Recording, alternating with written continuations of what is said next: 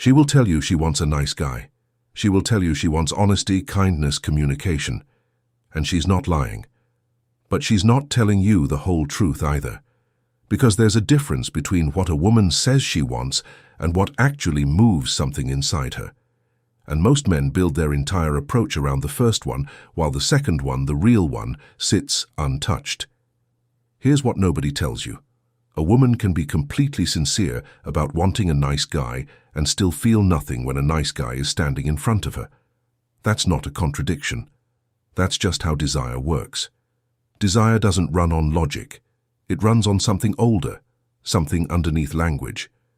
And if you only listen to what she says, you'll spend your whole life doing everything right and still wonder why it isn't working. Today we're going to talk about the things she wants but will never say out loud. Not because she's hiding something from you, but because she's hiding it from herself. Stay to the end, because the last one is the one that changes everything. 1. She wants a man who isn't waiting for her permission. Most men ask questions they should be answering. Is this okay? Do you like this? What do you want to do tonight? On the surface, it looks like respect. Underneath, it reads as a man who has handed her the steering wheel of his own life. A woman will never admit this out loud because it sounds unfair. She'll say she wants an equal, someone who checks in, someone who cares what she thinks, and she means it. But there's a difference between a man who considers her and a man who defers to her. One makes decisions and includes her in them. The other makes her make the decisions and then blames her if it goes wrong. The Stoic philosopher Epictetus taught that some things are within our control and some things are not. And confusing the two is where all suffering begins. A man who is constantly asking for permission has confused the two. He has placed his own direction, something entirely within his control, into her hands, something he was never meant to hand over. When you stop asking and start deciding, something shifts in her. Not because you stopped caring what she thinks, but because you stopped needing her to think for you. 2. She wants to feel chosen, not obtained. There's a difference between a man who wants her and a man who wants a woman, and she happened to be standing there. Most men don't realize how easy it is to blur the two. They shower attention, they say the right things, they show up on time, and none of it lands the way they expect.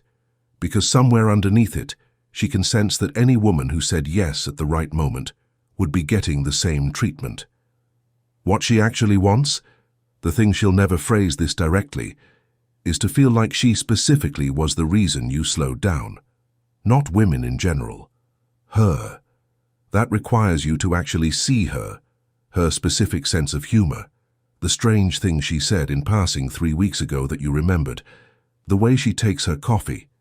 Generic effort gets generic results because she can feel the difference between being wanted and being chosen. Marcus Aurelius wrote that very little is needed to make a happy life. It is all within yourself, in your way of thinking. The same is true here. Making a woman feel chosen isn't about grand gestures. It's about the small, specific attention that can't be copy-pasted onto anyone else. That's what she's actually responding to, even when she can't explain why. 3. She wants a man who can hold his own silence. Picture a disagreement. Most men rush to fill the gap. They over-explain, they backtrack, they apologize for things they don't even believe were wrong, just to end the discomfort in the room. It feels like keeping the peace. To her, it often reads as a man who cannot sit inside tension without collapsing. She will never say, "I want a man who can handle conflict without folding," because it sounds cold when you say it plainly. But watch what actually earns her respect. It's not the man who wins every argument. It's the man who can disagree with her, stay calm, not need her to agree with him immediately, and still be warm 5 minutes later. That kind of stability is rare, and rarity is what creates value. Seneca wrote that the whole future lies in uncertainty, so live immediately. A man who cannot sit in an uncomfortable silence is a man still trying to control an uncertain future by forcing an outcome right now. The man who can hold the silence has made peace with not knowing how it lands, and that peace is what she feels as strength. 4. She wants to be curious about you. Most men treat transparency like a virtue with no ceiling. Answer every question fully. Share every feeling the moment it happens. Explain your whole day, your whole week, your whole self, in real time. It feels like honesty. To her, over time it starts to feel like there's nothing left to look forward to learning. A woman won't admit that mystery matters to her because it sounds like she's asking for games, and she isn't. What she's actually asking for is the experience of discovery, of learning something about you a month in that she didn't know in week 1, of realizing there are layers. Men who give everything up front aren't more trustworthy, they're just finished faster. And once she feels finished with someone, her attention moves on even if she still likes him. The Stoic philosopher Epictetus also taught that no great thing is created suddenly, not even a bunch of grapes or a fig. If you tell me you desire a fig, I answer you that there must be time.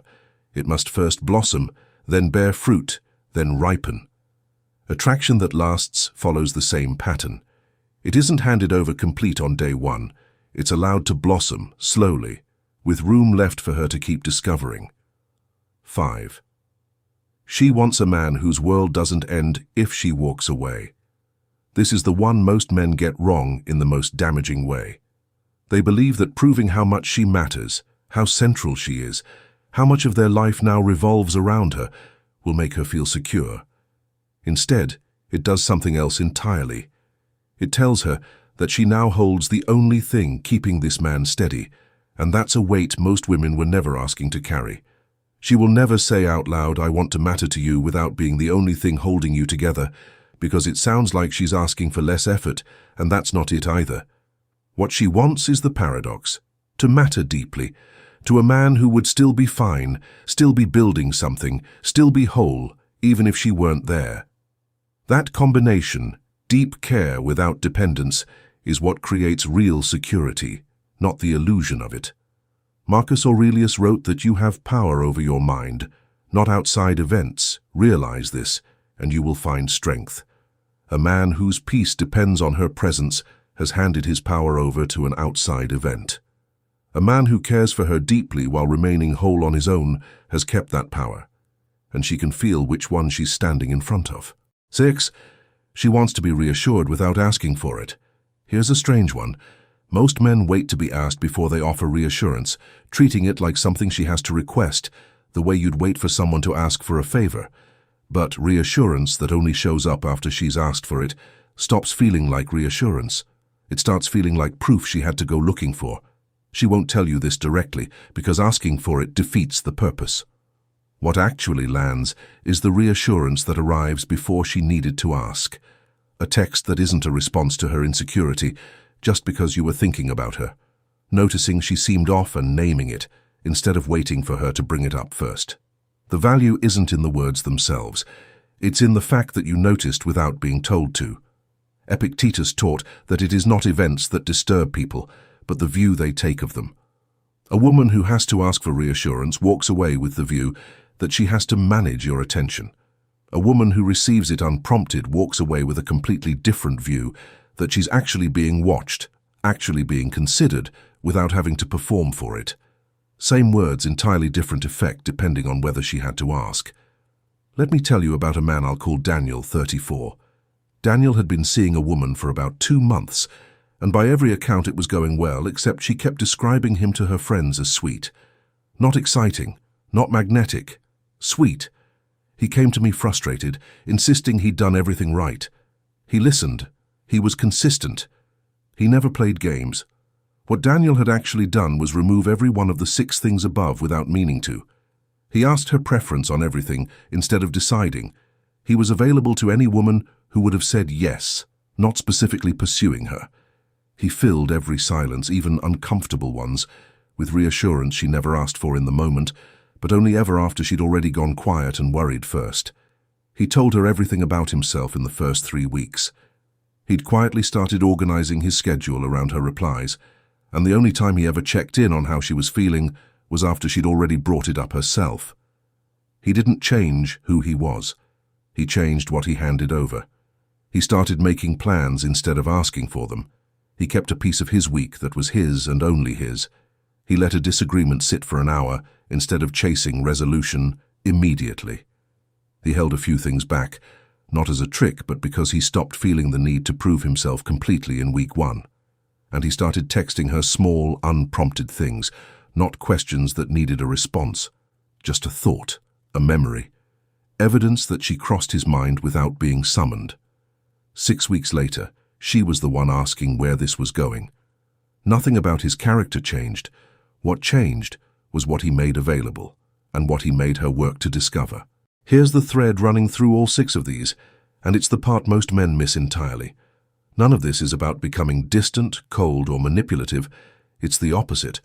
Every one of these points requires you to be more grounded, not less caring. A man who decides instead of deferring still listens closely. A man who makes her feel chosen still shows real interest.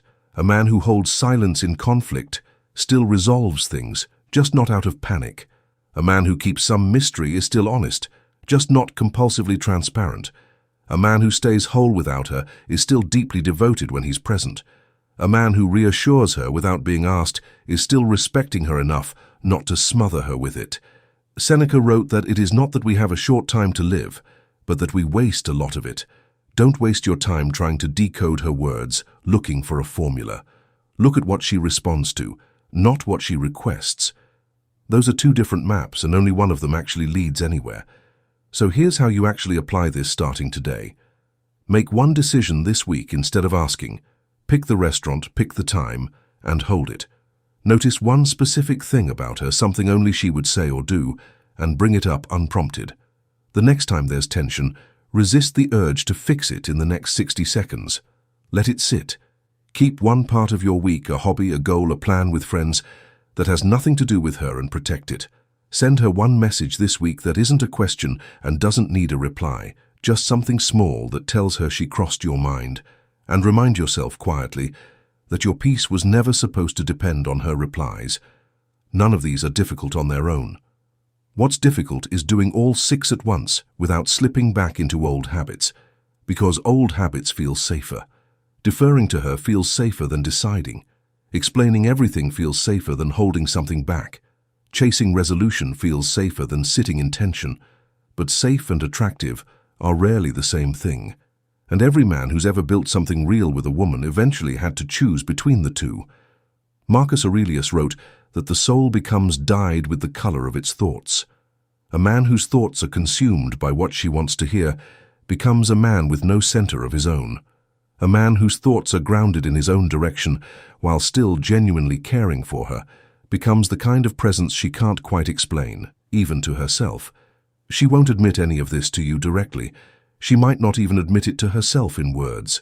But watch what she responds to instead of what she says she wants, and you'll understand more about female psychology than most men learn in a lifetime.